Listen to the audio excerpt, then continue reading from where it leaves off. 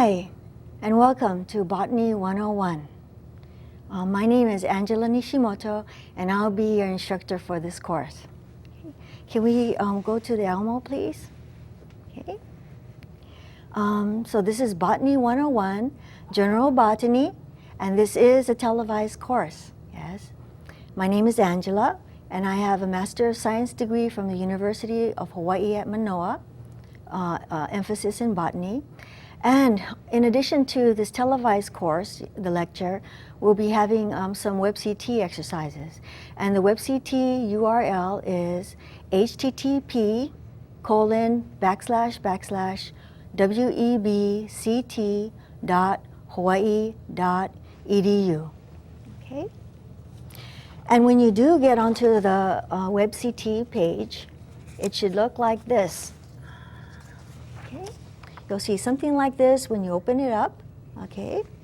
And you should be able to log in using your login for MyUH portal, the same one that you used, okay, when you registered for this course, all right?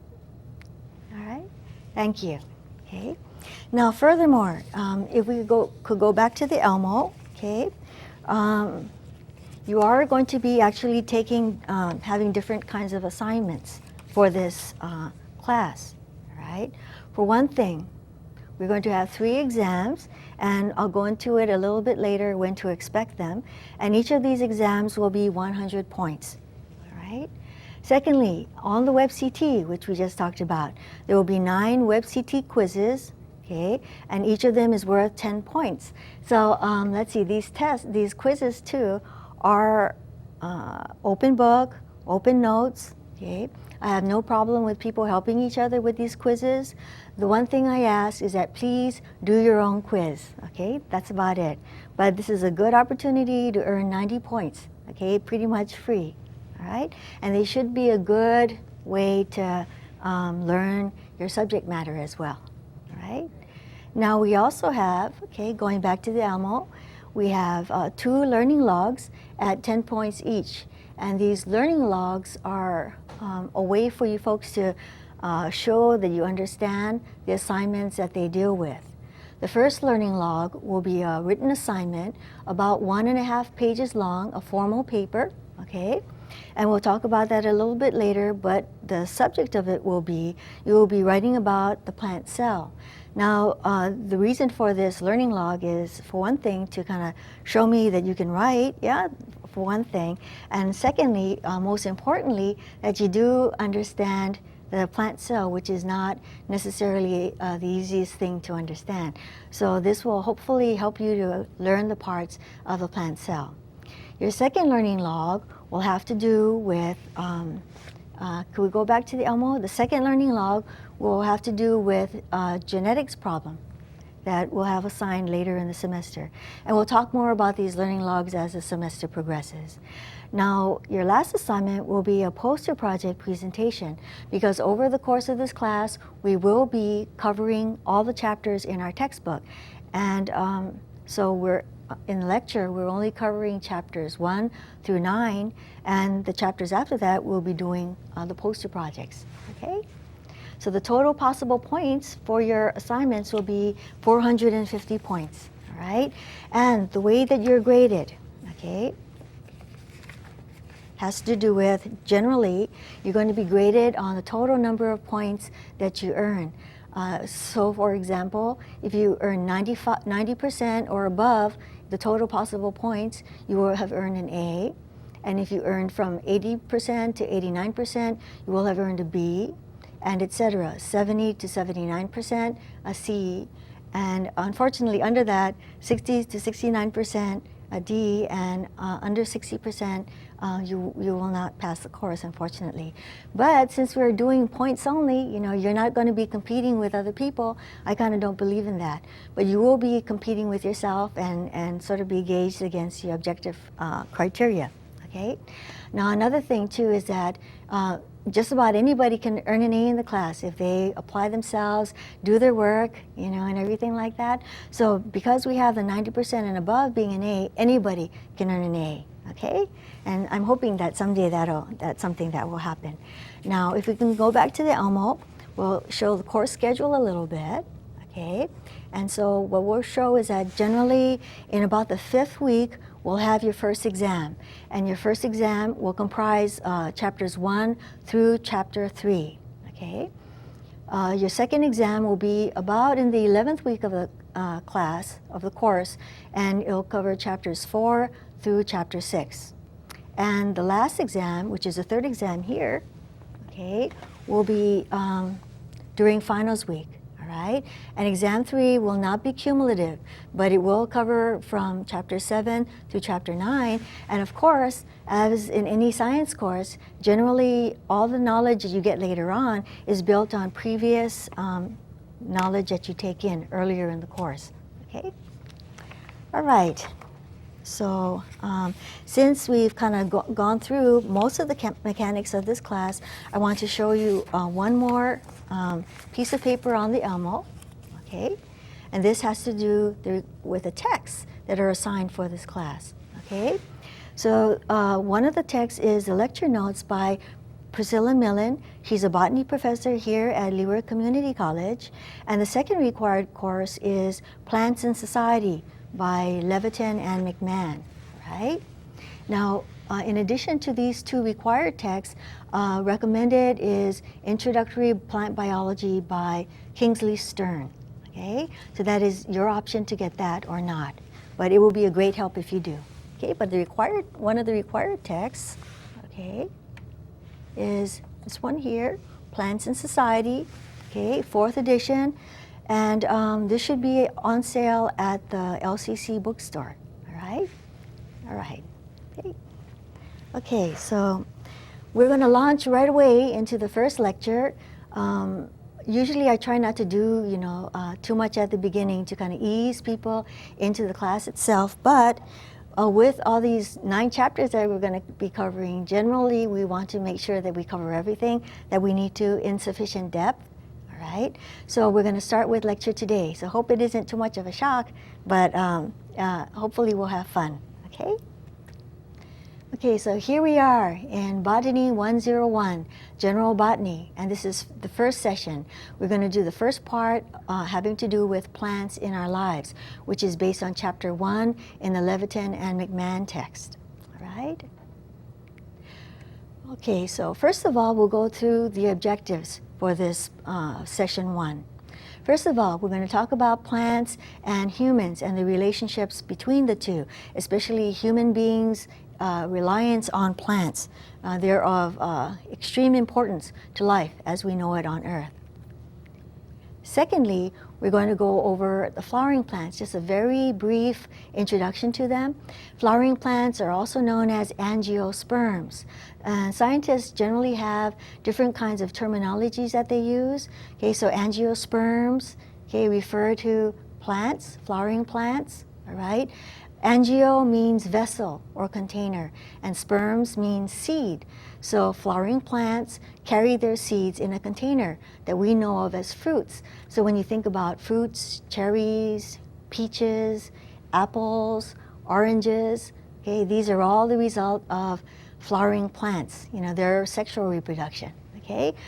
Now, thirdly, we're going to talk about non-flowering plants, and these include the gymnosperms, all right, as well as some of what some people call the lower plants, such as the mosses and the ferns. We're also going to talk a little bit about a corollary group that are related to plants, sorta, and these are called the algae. The algae are a plural form, so you can talk about, all the different algae, all right? Now, when you talk about a particular species or a particular individual of algal individual, we'll call it an alga. That's singular. Fungi are the same. Fungi is plural, fungus is singular, okay? And the algae and the fungi are fascinating sort of organisms. Did you know also that algae and fungi are not that closely related to plants? Well, some algae are, but not necessarily fungi. Fungi are actually more closely related to us. Can you imagine that? Okay? Even though algae and fungi are sort of organisms that that are traditionally studied by botanists, because when you think about them, well, algae, they sort of, undulate in the water. Fungi sit, wherever they are, they don't seem to move, and plants are the same way. One of the terminology for this is called sessile. That's an organism that sits in one place and doesn't really move. And when you think about it, generally animals like us, we generally can move. Although there are other animals such as sponges that don't necessarily do it either, yes? Anyway, so this is maybe a reason why algae and fungi and oftentimes bacteria are traditionally studied by botanists. It's because these generally are organisms that are sessile. Okay, they usually sit in one place or they drift passively if they happen to be aquatic or living in water, right? Now in terms of plants and humans, okay? So our first topic. Generally, we humans, we have 4 needs, okay? I know when I was, like in primary school, we used to think that humans had 3 needs, but we find out currently, in our modern world, we have 4 needs. Of course, the first one, very, very important, is that we have a need for food. We are ingestive heterotrophs. That means that we need to get our energy source as well as our carbon source from other organisms. So what do? We need to take it in, and eat them, consume them, or ingest them. Okay, so we need food. So food will include things like, salads, and of course that's very, very much tied to plants. But do you know also that when you eat that steak, when you go to a restaurant or when you cook it at home on the grill, when you eat that steak, that cow that is a source of that steak will have been feeding on grasses and other kinds of vegetative matter. Okay, so generally all the food we eat, okay, whether it's vegetative or whether it's animal products, okay, they all come from plants. Right? The second need that we have, of course, that we have a need for clothing. Okay, a lot of places in the world, people need to cover their bodies, not just for ornamental purposes or to look nice, because of course, in our modern world, a lot of us want to look nice. But also, people also need to cover their bodies for modesty, as well as to protect their bodies against the elements. Even here in Hawaii, in the olden days, before 1778, which was the time of contact, the European contact with the Hawaiian Islands, that the people here did wear clothing, mostly for modesty, even though in Hawaii we have a very, very equable climate. It's very pleasant to live here, yes? But still, people, the men wore malo, the women wore pa'u or skirt, and both sexes wore sometimes a shawl or a kihei, yes? So even here in Hawaii, in paradise, people did have clothing as well. Okay. Now the third need, okay, so these are the 3 needs that I learned when I was a little kid, okay, food, clothing, and shelter. And of course, plants contribute to shelter, okay, through wood products, okay, as well as, paper doors and paper walls, such as in Japan. So people use rice paper for that, yes. Thirdly, a current topic, sort of like a current modern sort of material for shelter is bamboo. I went to the Building Industry Association new product and housing show, new housing and product show. I'm sorry, I don't remember what it was called, but that actually was a place where I first saw this bamboo flooring. And if you look, if you happen to be living in an apartment or a condominium or a residence, and you want to, refloor your home or to add certain things in, one of the hot materials that people are using now is bamboo. So if you do happen to have a 1-acre plot, or you have some land that you happen to be in your family and you're trying to think of a way to make the land produce, you can grow bamboo. It's extremely quick growing. It doesn't require a whole lot of fertilizer. Again, that's something that you can grow on your property and harvest and sell, because that is, as building materials get to be more expensive, we're turning to alternative. And bamboo is actually a very ancient building material, as well as one that's, in vogue right now. Another thing about bamboo is, I believe I heard that on Molokai, they had built a model home, all the way that meets building specs in Honolulu and other areas on the islands. And it's a model home that people can sort of look at and see, what it looks like. So I'm thinking that this might be a building material of the future, okay? Now, another thing too that we need now for our everyday work, like for us here in Honolulu or in Pearl City or in Kaneohe, yes, we generally need to have a car. Generally, if we don't have a car, well, we have to catch a bus. And if we don't have a car and we don't catch a bus, well, it's kind of hard actually to go to work if you live very far, from where you do work. All right? So fuel is a fourth main necessity that we humans have nowadays.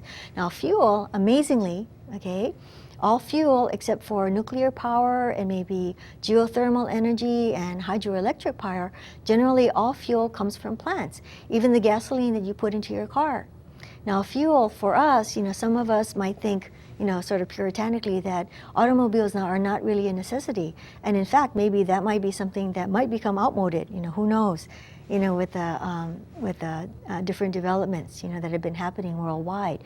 But we've gotten used to it, yes? And anyway, so generally, all gasoline, kerosene, that these for us are important in terms of, starting our hibachi or driving our cars. But in other places, cold places, places that are in the desert, they also use fuel, crude oil that is refined. They use it for heating their homes or also for cooling their homes as well. And of course, we're here right now, we're in an air-conditioned studio, yes? So generally, we do use fuel for these reasons. So it's kind of exciting. We live in exciting times because we do have the opportunity to investigate other sources of fuel, such as trees, kukui nut oil, and other such like that, that we can maybe even grow our own, sources of fuel for us here in Hawaii. This is very exciting. Whenever anything that you might think of as bad happens, it's an opportunity to actually improve and progress. Yes? Okay. Now, generally, plants and algae. Okay, plants and algae, and also blue-green bacteria. They're also known as blue-green algae, but sometimes people get confused if you say that. So you have organisms called plants, you have organisms called algae, and you have another kind of organism called blue-green bacteria. And what do? They do an extremely important biochemical reaction known as photosynthesis, all right? Photosynthesis, you can tell what's happening when you look at the word. And many times when you actually look at a word and you figure out what the roots come from, generally you can figure out sometimes through context what the word means. So photo refers to light, okay? Synthesis means to bring together something. So photosynthesis is a means by which plants take sunlight energy from the sun. The sunlight, the sun actually beams out, a lot of energy from it. The sun is actually a thermonuclear reactor. That's generally what that is. So even though it's quite far away from the Earth, still the plants here and the algae and the blue-green bacteria will harvest the sunlight energy and change it into chemical energy using carbon dioxide and water. Think about that. Plants are just using air and they're using water. And what they do from that is they make sugar, okay, chemical energy. And because of that, plants, algae, and blue-green bacteria are known as producers in ecology.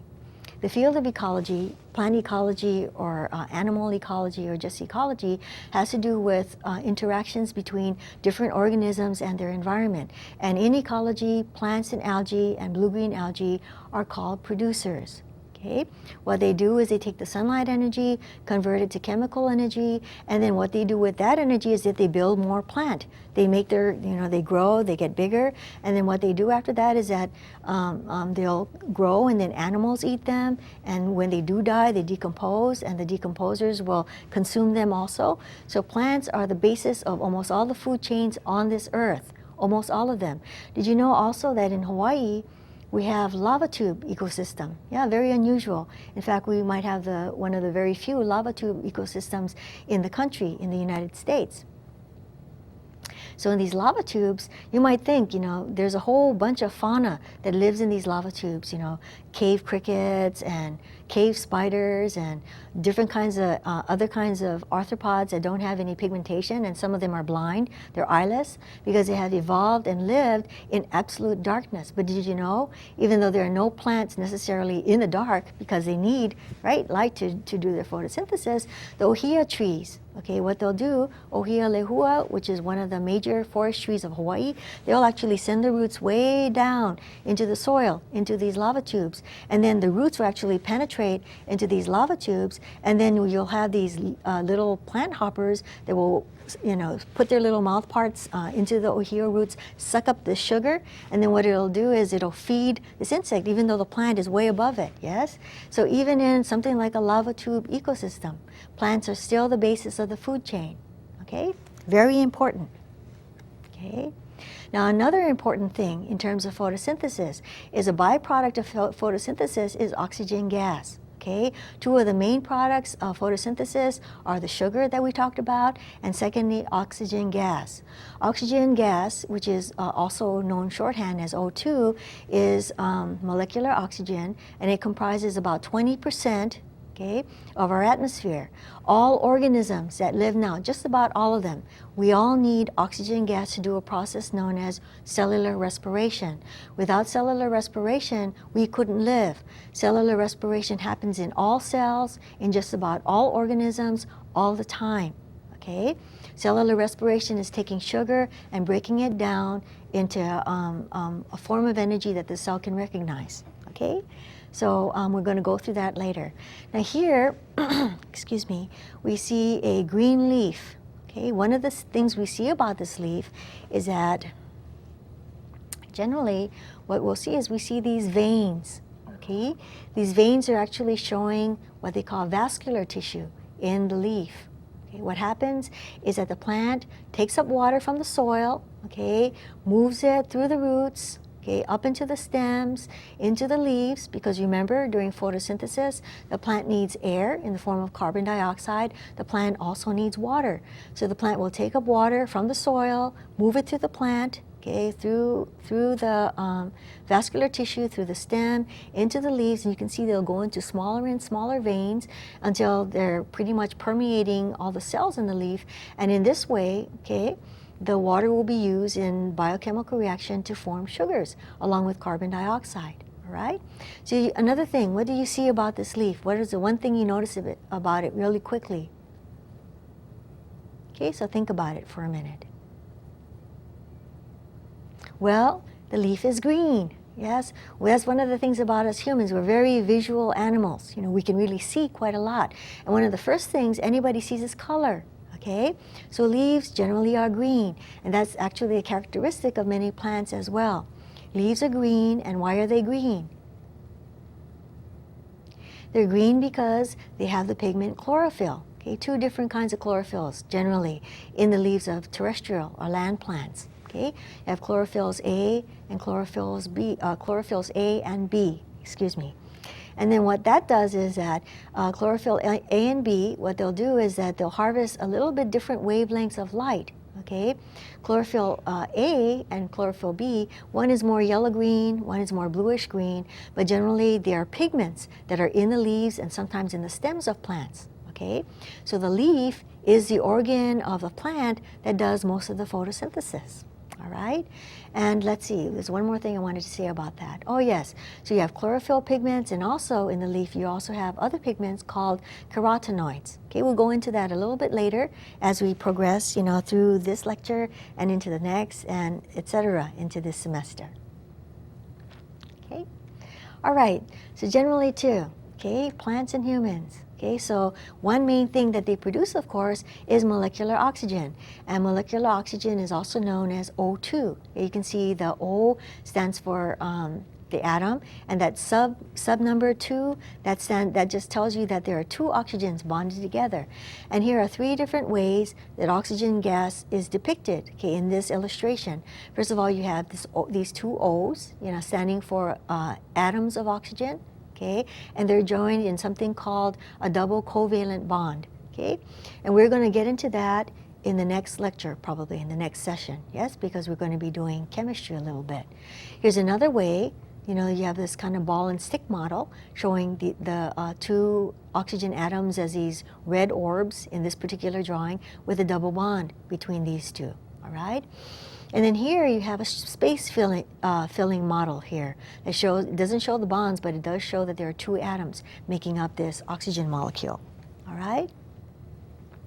This is a good introduction, because a good illustration, because we will be getting into chemistry next time, and chemistry sometimes is very hard to visualize.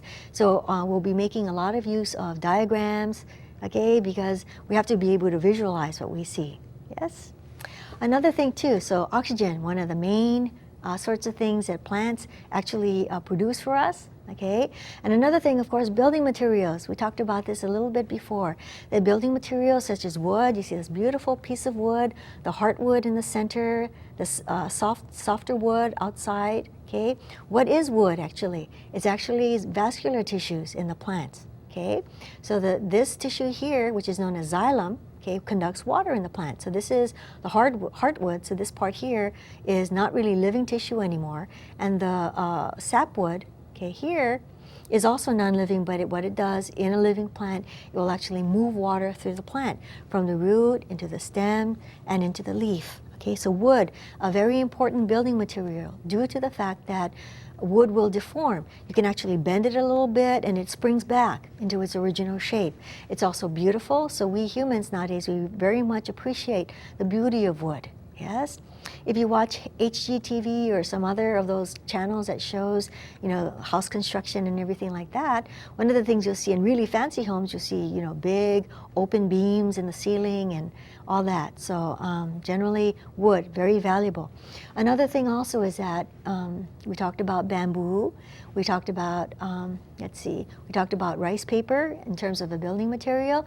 Now another building material also that is used that comes from plant nowadays. If you notice, say if you go to Ho'omaluhia Botanical Garden, or if you go maybe to Foster Garden, I think they might have this too, they're making park benches, and they're making picnic tables and things from plastics. I believe that I saw a bench at Ho'omaluhia, and a little plaque on it said that this bench was made out of, you know, several hundred plastic jugs, you know, water jugs that were recycled to be used to make this bench. And I believe I read somewhere also that these plastics are being used and considered for building materials as well, all right? And did you know that many plastics and many synthetics have their origin, okay, in terms of wood, you know, pulp wood that people have used, so they might actually have their origin in wood as well, okay, plastics. Now, of course, fuel, okay, a very sore topic nowadays and very vital to our continuing economy. And I know some people get worried. You know, my idea is that maybe we might be able to still drive our automobiles, but maybe we might have sort of like a revolution in terms of materials. We might think about maybe legislating or making it mandatory for people to drive automobiles that have bodies made of fiberglass, something very light that will take up less gas, yes, and also if we'd have to legislate it, because if a metal car hits one made of fiberglass, it wouldn't be very safe. So maybe you'd have more lightweight car, and I think I've also read people are considering that in future people would keep their motors in their car and just change the body. And if you have fiberglass or something lightweight like that, or plastic, okay, it's generally lighter, you know, and if everybody drove a plastic car, I guess we wouldn't have such terrible accidents that sometimes happen. Anyway, so fuel, you know, a hot topic. And another thing is, of course, the fossil fuels that we pump offshore and are coming from Alaska and other places like that, they come from plants.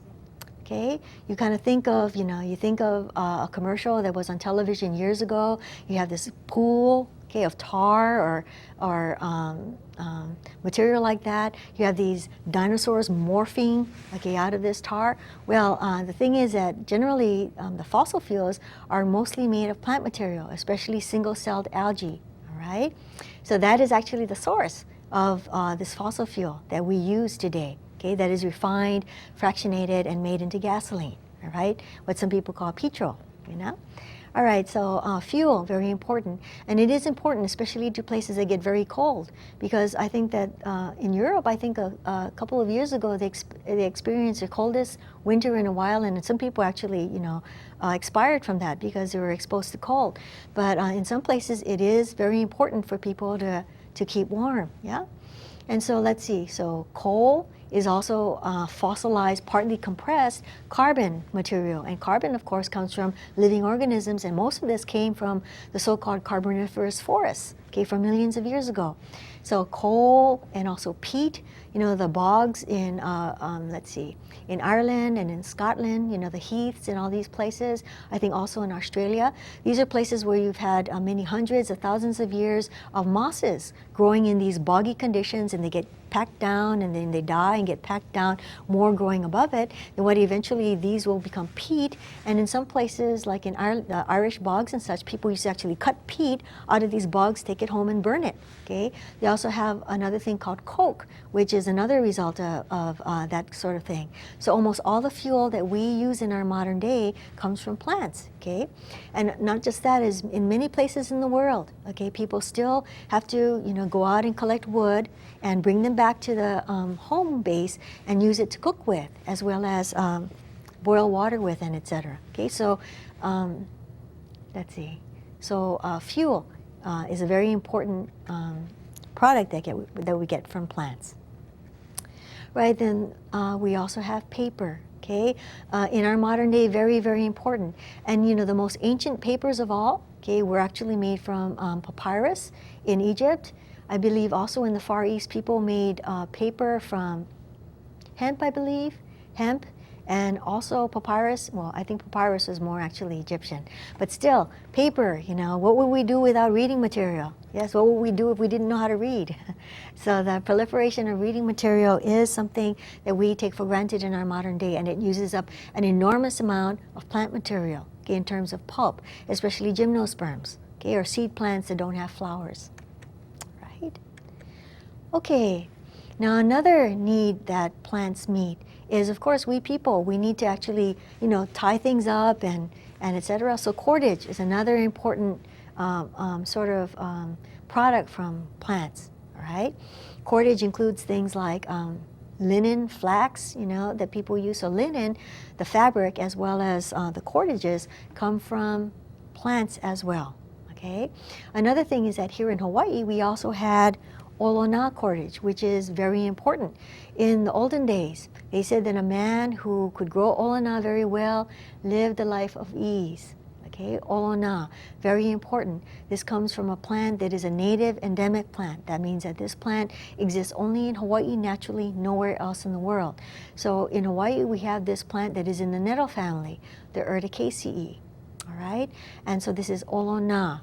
Very, very valuable cordage. It is actually responsible for the second strongest cordage from plant fibers in the world. Cordage also comes in the form of jute, okay, burlap type of flowers. Hemp fibers were and are used for cordage as well. All right, very important. And even the hau, or Hibiscus tiliaceus, is another source that people can use nowadays for cordage.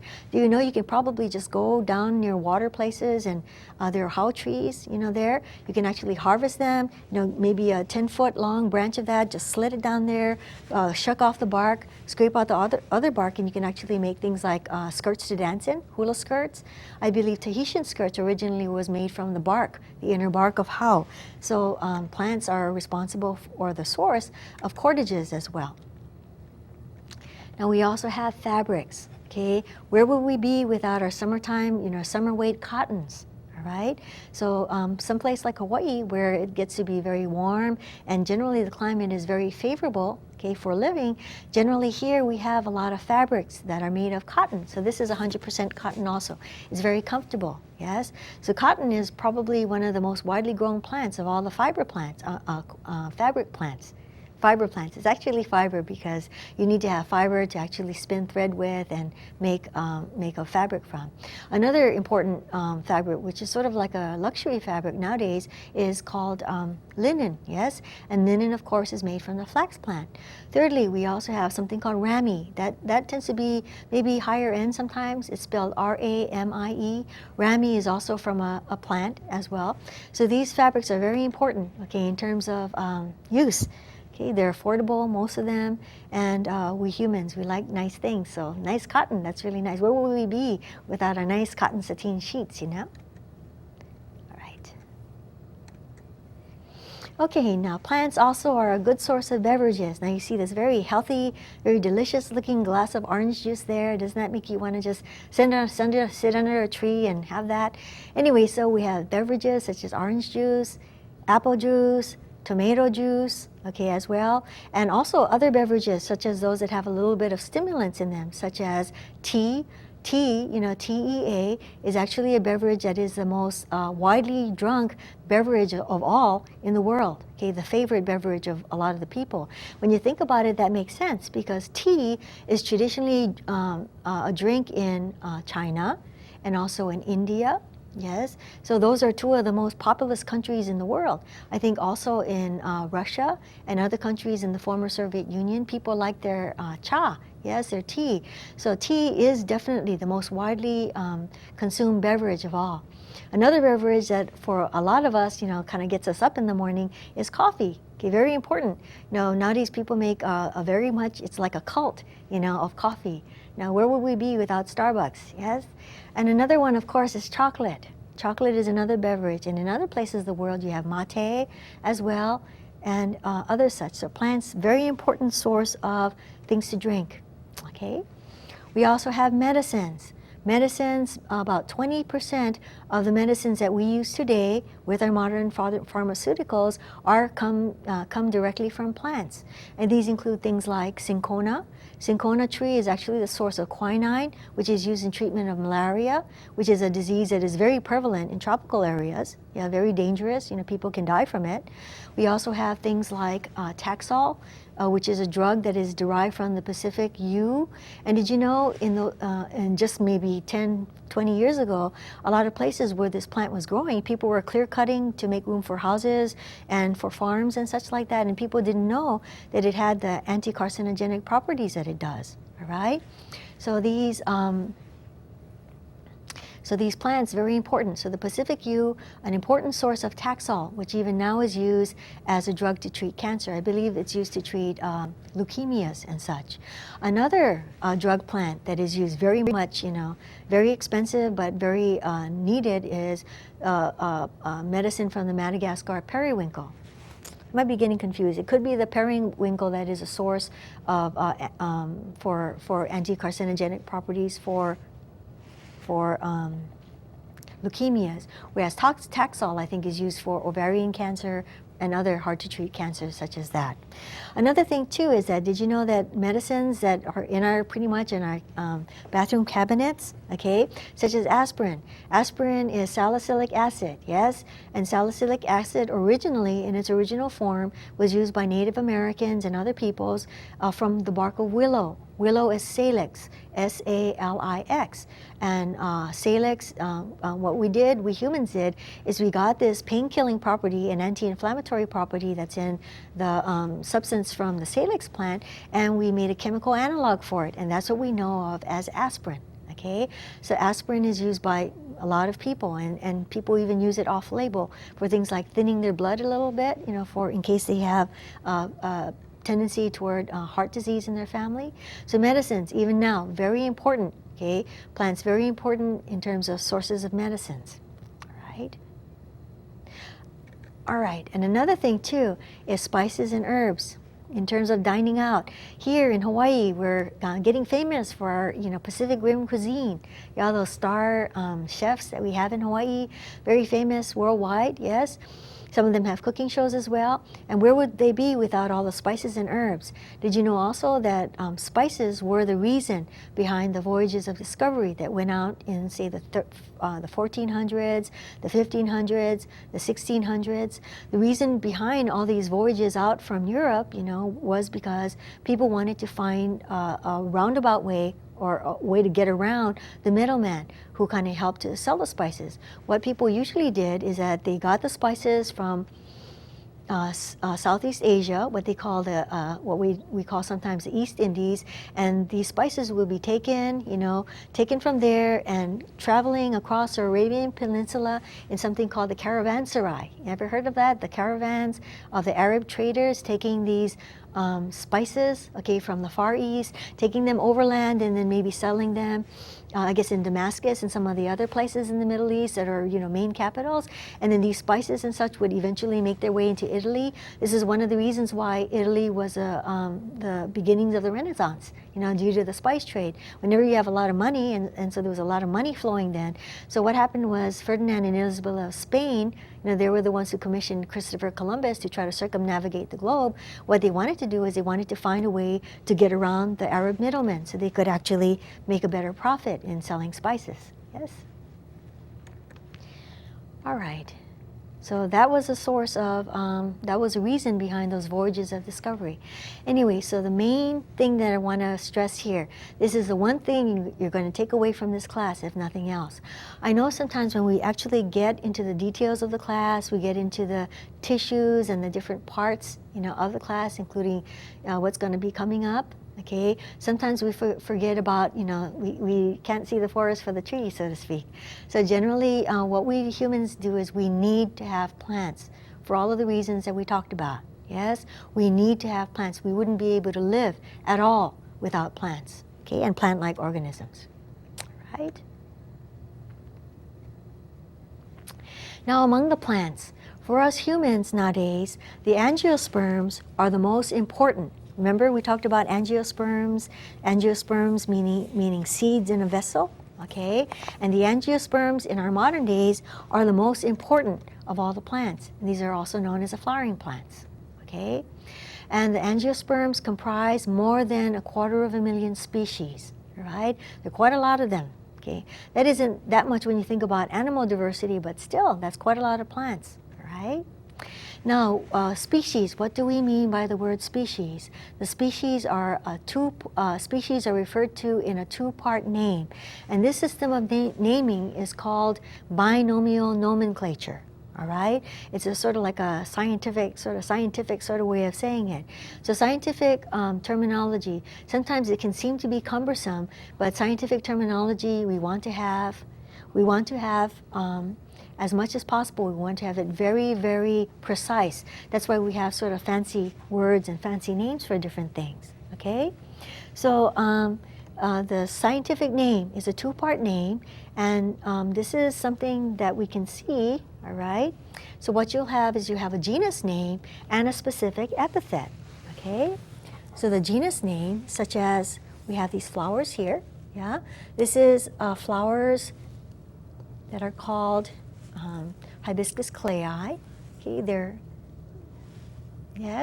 Hibiscus clayi. They are a native Hawaiian flower. Okay, so their scientific name is Hibiscus clayi. It's named after Horace Clay, who used to be the botany professor here many years ago, many years ago, here at LCC. So this is Hibiscus clayi, the native red hibiscus. And you can see from here, okay, so that's a scientific name, yeah?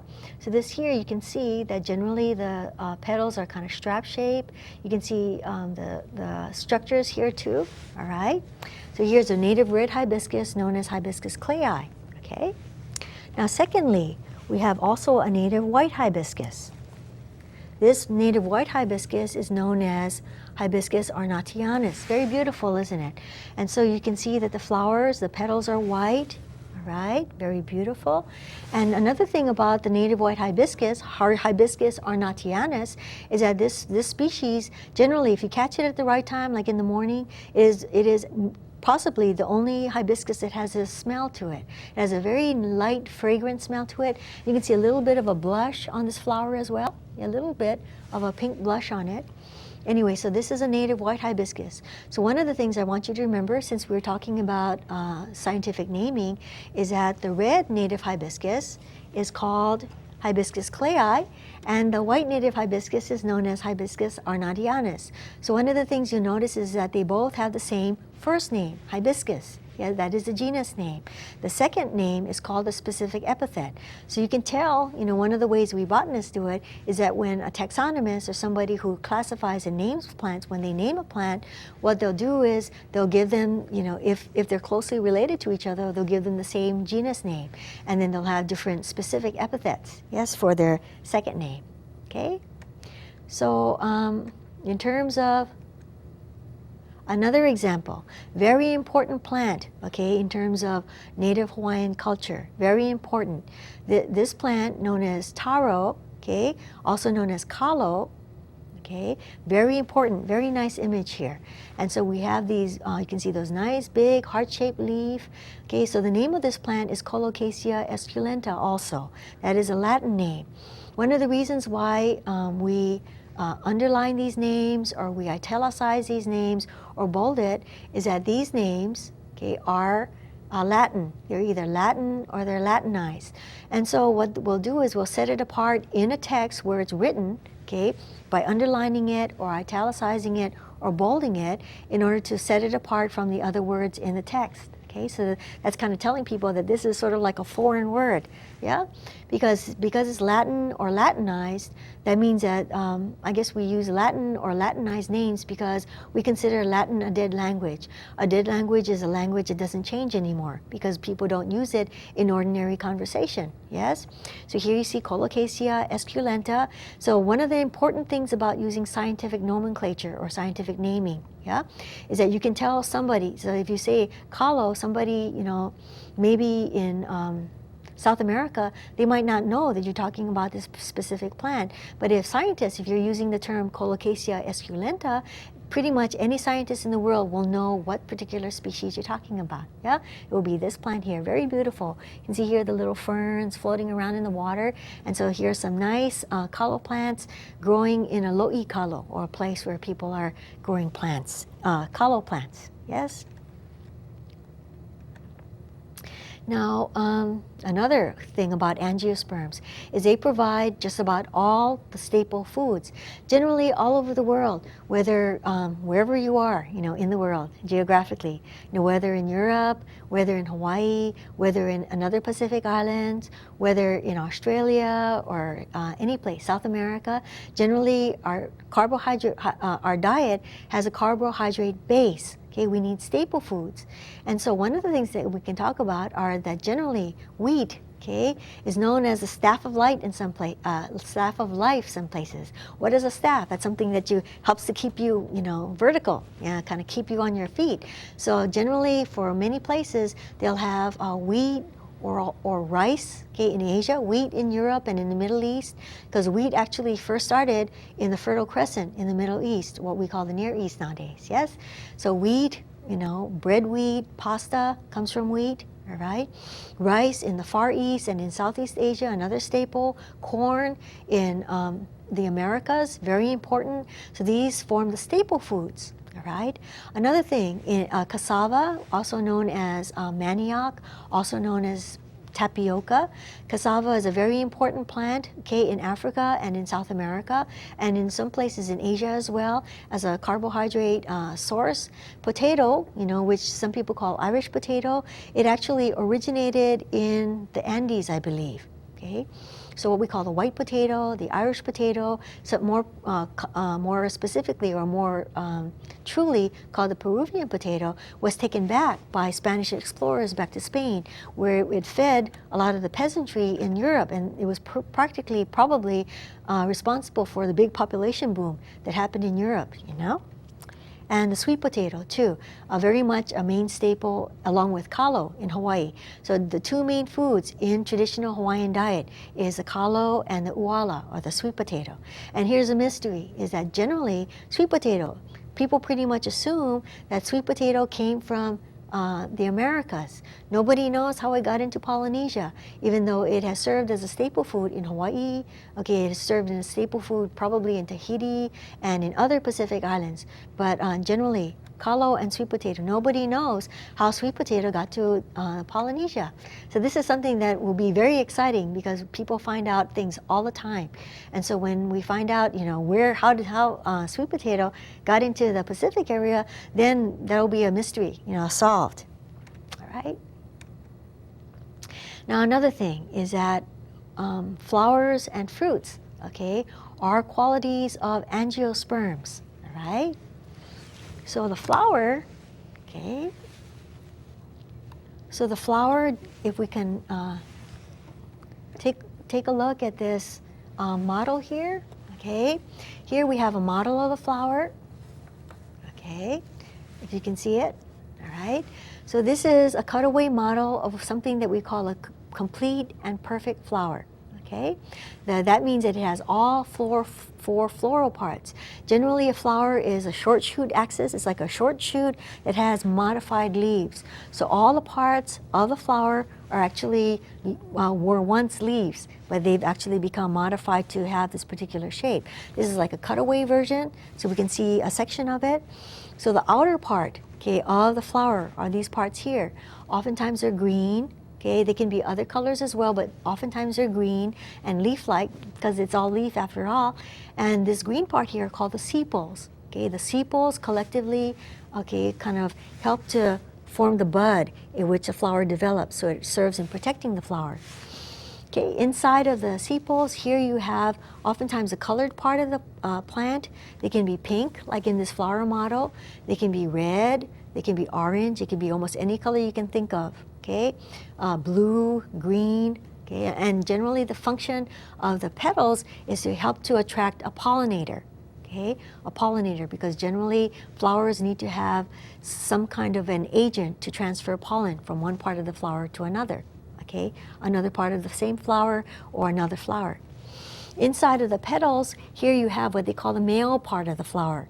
These are called the stamens. Okay, and here we have a little cutaway in this part called the anther. Here you have pollen grains developing. Okay, and this part here is called the filament. Then in the center of the flower, you have what we call the female part of the flower, and this is called the pistil. Okay, and the pistil is made up of three parts. We have here the stigma, the style, and the ovary. Okay, don't worry about this too much right now. We're going to get into this a little bit more in depth. I just want you to kind of get exposed to this a little bit, because the more time you hear something, yeah, the more times you hear something, the more likely it is you're going to remember it. So here we have a nice model of the flower with the four parts: sepals, petals, stamens, and the pistil. Okay, four main parts of a complete and perfect flower. And if we can come back to the computer here, okay, here we have another cutaway of a flower. Very, very beautiful illustration. And you can see the parts here also. So these parts here are cut away, but this is like a variation. Flowers are all variations, but they all have the same theme. Okay, here we have a sepal. Okay, and here we have petals. Okay, of this particular flower, and here you have the stamens. Okay, the stamens here. Oh, I see them right over here. All right, with the anther and the filament, and here you have a section of the ovary with ovules inside. Okay, so the male part of the flower is called the stamens. Female part of the flower called the pistil. The pistil has the ovary as well as other parts, and the ovary contains the ovules. Okay, thank you. All right. Very nice. Okay. Now generally too, flowering plants. Flowering plants are also known as the magnolia phyta. Okay, they're also known as the anthophyta. And the flowering plants can be divided into two types. Okay, one are called monocots and the other types are called dicots. Okay, you think, that sounds weird, you might think. Yeah, but it actually makes sense when you look at the words and you think about what it means. The cot part of the mono means one, and di means two, and the cots refers to cotyledon, or seed leaf. Okay, so here, we have here a monocot seedling. So here, it looks sort of like a corn plant, but it is a monocot.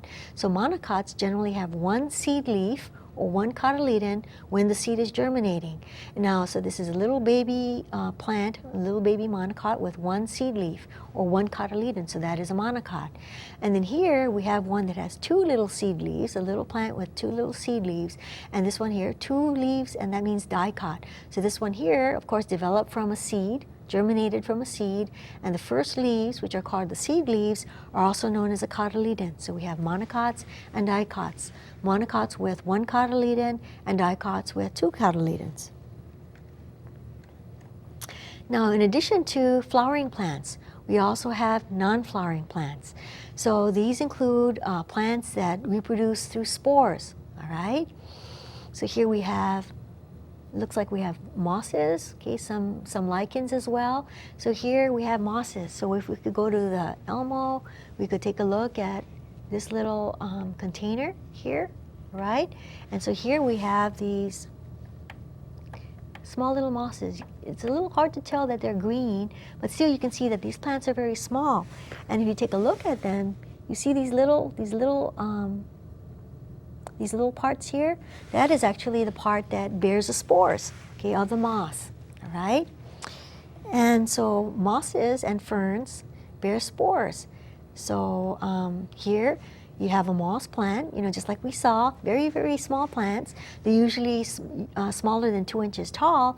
These have a sporangium here. So that just means the organ that bears the spores, okay? Moss plant here with a little bit of the rest of its body here with the sporangium. And then we have ferns, okay? Ferns, at one point really dominated the earth as well. And if we go back to the Elmo, we have a little plant here that we can show, okay? Here, let's see if we can turn it a little bit to show what I want you to see. Okay, so if you look at it right over here, this is one of the qualities that we can use to determine what a fern is. You see that little thing here? This, oh, I'm sorry, I better turn it a little bit. This little thing is a developing leaf. It's called a fiddlehead. Okay, it's like a little, you know, the end part of a violin that that kind of curves like this. Okay, at the tip, you know, when you're playing a violin at the other end.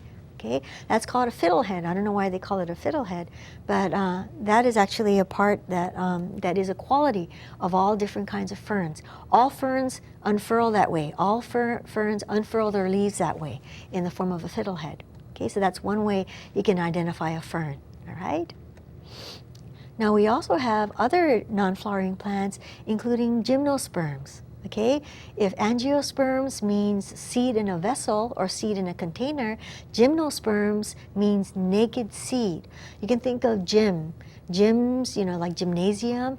In the old Greek days, the gymnasium was a place where these guys, you know, these men would actually do their athletic competition, you know, Greco-Roman wrestling and different things like that. All right. Okay, so gymnosperms mean naked seeds. It means these plants, okay, have their seeds born nakedly right on the outside. They're not enclosed within a fruit. The seeds are actually born on cones and structures such as that. So they have their seeds naked, okay, or exposed to the outside, okay? So I bet you're not going to forget about that with the gymnosperms, yeah? Okay, that's kind of like a sort of a risky sort of thing. Now the conifers, you know, are one major group of gymnosperms.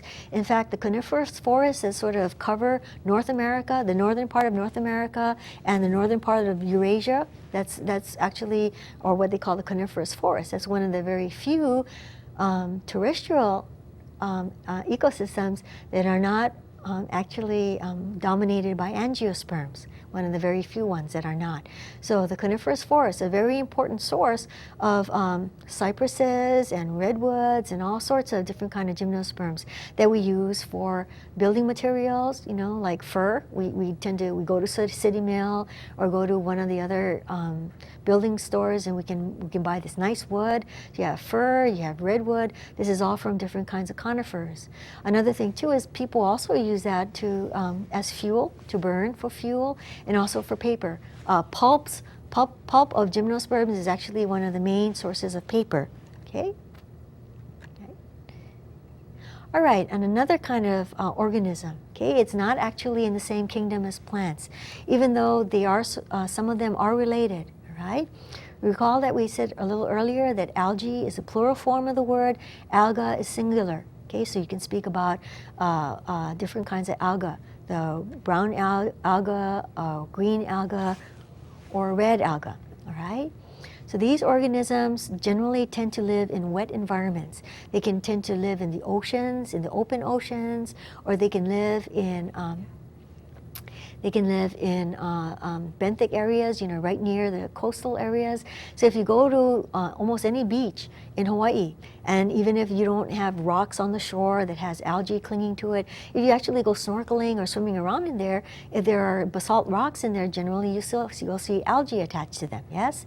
Also, if you go into a freshwater stream in Hawaii that is not, you know, totally dry, what you'll see is you'll have these green algae, you know, sort of like hair, yeah? And so we have marine and freshwater environments where these algae live. Another thing about algae is that generally they come in unicellular forms and they come in multicellular forms, okay? So here's a beautiful image. There are two different kinds of unicellular algae that we're going to go into a little later. One of them is called diatoms. And diatoms are very special because what they do is they have these cell walls that are made partly of silica. So when you have their cell walls, they look like cut glass or crystal. Yeah, so very, very beautiful. Okay, so some unicellular algae include the diatoms. You also have others called dinoflagellates, all right? Then we also have multicellular algae, okay? And now in these multicellular algae, which are what some people call the macroalgae because they're larger, you can see them without a microscope, all right? So these different algae are divided into three groups. We have the red algae, like this alga here is one of the red algae, I believe. It's something called Laurencia. Okay, Laurencia, one of the red algae. And so these are classified by their pigment. So red algae have phycobilins, yeah, that give them their reddish or purplish or other colors. And red algae are a source of agar, which is used in science laboratories, all right? So this red alga is also known as, I believe it's called limu lipe'epe'e, okay? So this particular alga is edible, all right? So you have the red algae, you also have other algae called brown algae that are called brown algae because they have certain pigments, xanthophylls, and other some such present in their bodies. And we also have the green algae that has chlorophylls A and B in them. Yes? So algae, you know, are kind of important in the Hawaiian environment. In fact, in Hawaii, this is a wonderful place to study marine biology, whether you're studying the marine plants or the marine animals, all right? So generally in Hawaii too, traditionally, you know, limu was an important part of the Hawaiian diet, very important, especially to women. And did you know in the old days, the women were the limu experts. They were the ones in Hawaii who knew all about the algae that was growing, where was the best place to collect them, how to collect them in an appropriate way so that they'll grow back and where you wouldn't devastate the environment, because in the olden days, people really respected the environment. They understood it, they lived with it, and they respected it. Right? So in the olden days, some people think that maybe the women were the limu experts because traditionally Hawaiian women had more kapu applied to their behaviors and their dietary habits and things like that. So people believe that women were the limu experts because of that. So they had to investigate different sources of food. Yeah. So limu. Remember that women, even nowadays in the sciences, a lot of the phycologists or people who study limu, they're women. Yeah. Okay, interesting, very interesting. And in Hawaii as well as in Asia, very important in terms of sources of vitamins and minerals, yeah? Because when you think about it, in seawater you have a lot of, you know, minerals, kind of free minerals floating around. So what happens is that these algae will just absorb the minerals into themselves. Very important and very good sources of iodine and other minerals and other sorts of products like that with nutrition. Now, fungi, okay, is a word that in the singular form is fungus, like such as a fungus among us, okay? So we have singular fungus and plural fungi.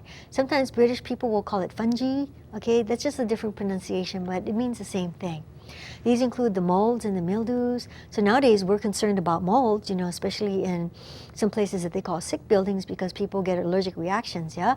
So molds can be dangerous. Mildews, and these are like what appears on your shower curtain if you don't wash it every once in a while with vinegar or something in your washing machine. So fungi, the spores are all over the place. So these, just like algae, are spore-bearing organisms. Molds and mildews, most people don't like them. Now we have other kinds of fungi called smuts and rusts. Okay, smuts and rusts are major agricultural pests. We also have yeasts and mushrooms, which are important commercially for us humans. All right, and the products that these fungi produce include edible fungi, such as in the sac fungi, you have morels and truffles, the real truffles, not talking about the chocolates, but truffles among the most important foods in the world.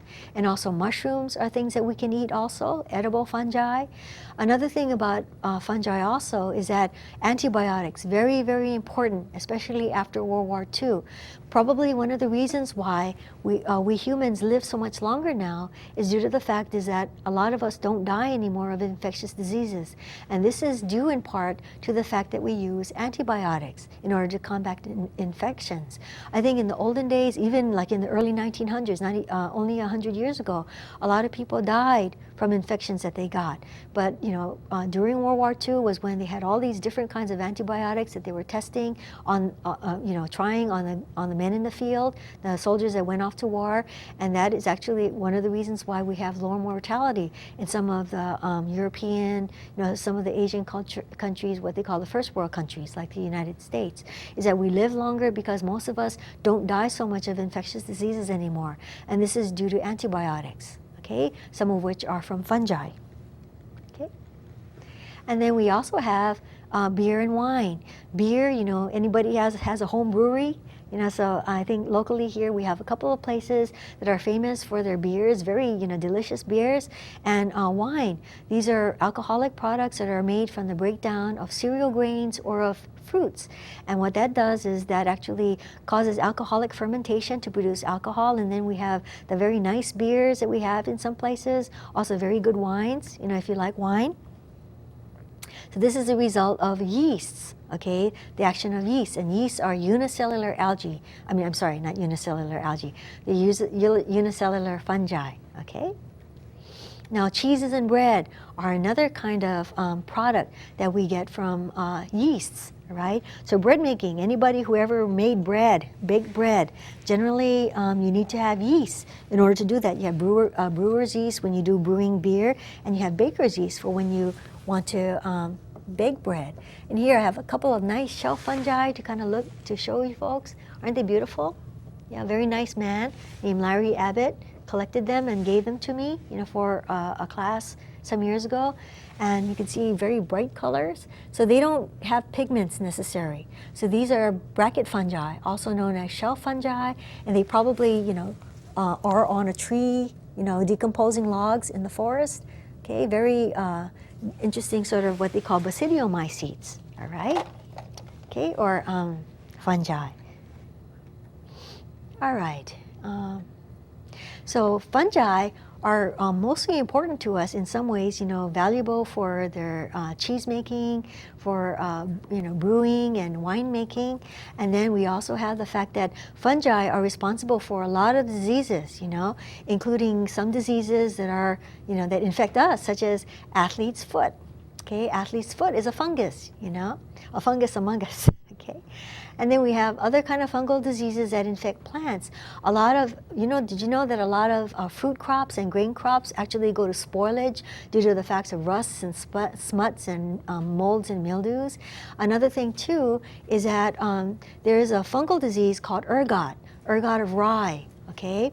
Ergots actually infect our rye plants and other grains, and if we humans intake it, if we ingest breads that are made from rye that has been infected with ergots, it can lead to hallucinations, to gangrene, and even to death. So ergotism is something that happened quite a lot, I think, in medieval Europe, where people would harvest rye because wheat tended to be reserved for the upper classes, and so people ate black bread or brown bread, darker bread, a lot of which was rye. And if they happened to mill it or to grind it, at the mill, with and make bread for the whole village, you could actually have the whole village, sort of acting psychotic, sort of losing their mind, because this ergot of rye actually has LSD in it, amazingly, lysergic acid. Scary, yeah? Okay, it doesn't happen that much anymore. Now the thing about fungi also is that the fungal body is called a hyphae. It's like filaments that kind of make their way into the soil. So if you're digging in your garden, you have all these really fine, cottony, white masses that look like this illustration here, okay? These are hyphae. And the hyphae will actually come together to form the fungal mycelium, okay, the fungal body, right? So did you know that just about the largest organism in the world is actually a fungus? Yeah, it's several miles long or several miles big, okay? So fungi also act as parasites or sapros. Parasites mean that they feed off a living host, and saprophytes mean that they break things down. So they function majorly in our environment as decomposers. And here you can see other shell fungi. Okay, in summary, we've covered today, okay, plants and their importance to humans. We talked a little bit about flowering plants, also known as angiosperms. We also talked about some non-flowering plants, okay, including the mosses and the ferns and the gymnosperms. We talked a little bit about that. We talked about algae, okay, which is in a different group. They're not really plants. And we also talked about fungi as well, okay? Anyway, so that's all we have time for today. I'm glad that you stopped in to visit, and I hope that you come back, okay? So I'm looking forward to seeing you again, and we'll see you next time.